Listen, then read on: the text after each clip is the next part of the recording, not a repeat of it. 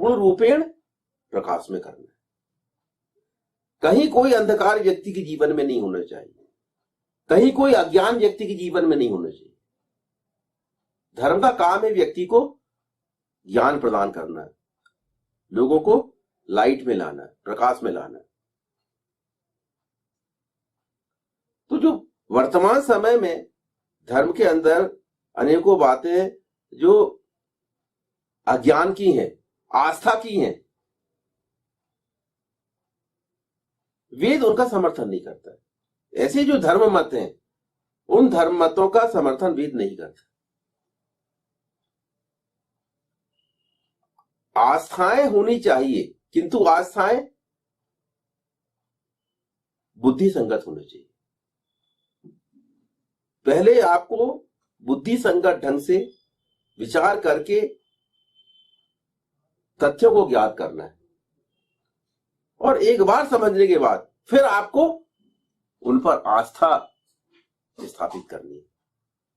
क्योंकि एक नियम को आपने समझ लिया तो फिर बार बार समझने की जरूरत नहीं है, फिर उस पर आपको व्यवहार करना है, आचरण करना है।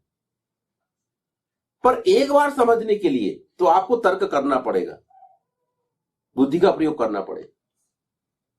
तो आस्था मतलब हमने एक बार समझ लिए, अब हम उसको हमेशा मानते चले जाएंगे। इसलिए हमारी आस्थाएं वैज्ञानिक होनी चाहिए, वेद सम्मत होना चाहिए, ज्ञान सम्मत होना चाहिए, तथ्यानुकूल होना चाहिए, सत्य होना चाहिए, ऋत होना चाहिए। आस्थाएं कहीं भी किसी भी रूप में अज्ञानपूर्ण नहीं होना चाहिए। क्योंकि अगर आस्थाएं अज्ञानपूर्ण होगी तो व्यक्ति अपने जीवन में गलत दिशा में चला जाएगा, अज्ञान अंधकार में ग्रस्त हो जाएगा।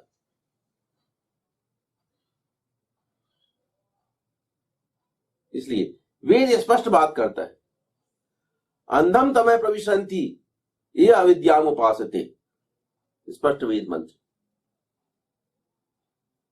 तो हमें कहीं भी अंधकार में ग्रस्त नहीं होना है। इसलिए आस्थाओं का जीवन में बहुत बड़ा महत्व है, पर जो भी आस्थाएं हमारे यहां स्थापित की गई हैं वे वैज्ञानिक तथ्यों पर आधारित है।